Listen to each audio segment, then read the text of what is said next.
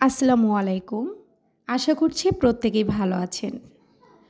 তো বন্ধুরা আজকে একেবারেই সিম্পল একটি হেলদি ঘন্ট রেসিপি নিয়ে আমি চলে এসেছি। আমি আশা করছি এই রেসিপিটা আপনাদের কাছে খুবই ভালো লাগবে। এতটাই ঝটপট করে সকালবেলা অথবা বিকেলবেলাও মুড়ির সঙ্গে কিন্তু এই ঘন্টটা খাওয়া যায়। অথবা সকালবেলা রুটি, পরোটা, লুচির সঙ্গেও কিন্তু এটা খুব সুন্দরভাবে যায়। যেটা আমার ফ্যামিলিতে কিন্তু প্রত্যেকেই পছন্দ করে। তো বন্ধুরা চলুন দেখে নেওয়া যাক। তো আমি প্রথমে এখানে একটা পাতিলে আমি সব কিছু ম্যারিনেট করে নেব। তো আমি শসা কেটে নিয়েছি, আলু আর টমেটো এবং ডাল ধুয়ে নিয়েছি। তো আমি সব কিছু একে একে এখানে ঢেলে দিব। এই সবজিটা স্বাস্থ্যের দিক থেকে যে আমি কি বলবো, এত একটা হেলদি রেসিপি আমি কি বলবো যে এটা মানে যেটার গুণাগুণ নষ্টই হয় না, সেটা একদম প্রেশার কুকারে আমি রান্না করি ঢেকে। খুবই একটা টেস্টি একটা রেসিপি, যেটার সঙ্গে মুড়ি খেতেও খুবই ভালো লাগে এবং রুটি, পরোটা। তো আমি ৪ প্রকার এখানে ডাল নিয়েছি। ডালের গুণাগুণ তো আপনারা প্রত্যেকেই জানে, এটা নতুন করে বলার আর কি আছে। এজন্য আমি ৪ প্রকার ডাল নিয়েছি, যেহেতু আমার বাসায় ছোট, ছোট বেবি আছে, এজন্য ডালগুলো আমি দিয়ে দিয়েছি ৪ প্রকারের। আপনারা চাইলে অন্য কোনো ডাল এখানে ১ প্রকারও ব্যবহার করতে পারেন।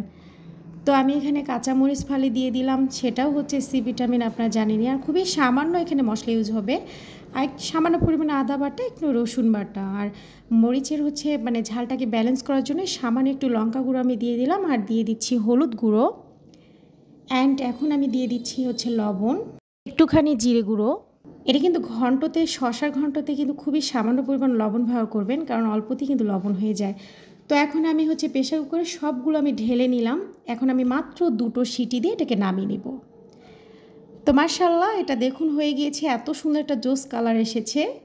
তো এখন আমি এটাকে তাড়কা দিয়ে নিব। এখন সামান্য পরিমাণে আমি তেল কড়াইয়ে দিয়ে দিলাম, খুব বেশি তেলের প্রয়োজন নাই। এখন আমি পেঁয়াজ দিয়ে দিয়েছি, এটাকে খুবই সুন্দরভাবে আমি লাল লাল করে ব্রেস্তা করে নিব। অ্যান্ড এখন আমি এখানে দিয়ে দিব খুবই সামান্য পরিমাণে পাঁচফোড়ন মশলা, যেটা আমাদের হজমের জন্য কিন্তু খুবই উপকার। আর ঘ্রাণটাও খুব সুন্দর আসবে। এখন আমি ঘন্টটাকে ঢেলে দিলাম, সুন্দরভাবে এটাকে নেড়ে চেড়ে নিচ্ছি। কি বন্ধুরা, আপনারা এতক্ষণ ধরে আমার ভিডিওটি দেখছেন, একটাও লাইক দিলেন না? অবশ্যই একটা লাইক দিয়ে নিন। আর বন্ধুরা, আপনাদের যদি আমার এই ভিডিওটা এতক্ষণ পর্যন্ত একটুকুও ভালো লেগে থেকেছে, অবশ্যই আমাকে কমেন্টে জানাবেন। আপনাদের প্রত্যেকটা কমেন্টই কিন্তু আমাদের ভিডিও তৈরি করতে মোটিভেট করে। আর এখন বন্ধুরা, আমি সামান্য পরিমাণে এখানে চিনি ব্যবহার করলাম, যেটা খাবারটাকে এত সুন্দর একটা ব্যালেন্স রেখে দিবে, যেটা খেতে খুবই ভালো লাগবে। তো লাস্টে গিয়ে আমি এখানে একটু জিরে গুঁড়ো দিয়ে দিচ্ছি, ভাজা জিরের গুঁড়ো, যেটা আমি কিন্তু শুরুতে দিইনি।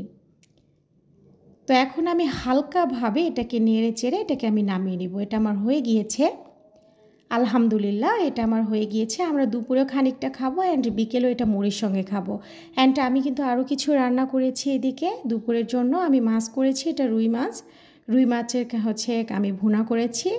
ভেন্ডির সবজি আলু দিয়ে করেছি, এটা সাদা সবজি। এদিকে আমি শসা কেটে নিয়েছি, এবং সকালবেলার ডাল ভর্তা, আলু ভর্তা আছে, সঙ্গে রেখেছি আচার, এটা বড়ইয়ের আচার। অ্যান্ড আমি এখানে ডিম ভুনো করে নিয়েছি, সবজি তো দেখলেনই। আর সঙ্গে ভাত তো আছে, আপনারা জানেন আমার যৌথ ফ্যামিলি, এজন্য অনেকখানি এখানে ভাত আছে, এক রাইস কুকার। তো এদিকে আমার শ্বশুর আব্বু দিনাজপুর থেকে আম এনেছেন। তিনি আম অ্যান্ড লিচু এনেছেন। সেটা দেখানোর একটাই উদ্দেশ্য, এটা একটা হাসির বিষয়। আমার কাছে তো বারবার হাসি পাচ্ছে যে আম এবং লিচু আব্বু নেওয়ার আগে টেস্ট করেছিলেন। তিনি যখন টেস্ট করেছিলেন, তার কাছে এটা টক লেগেছিল।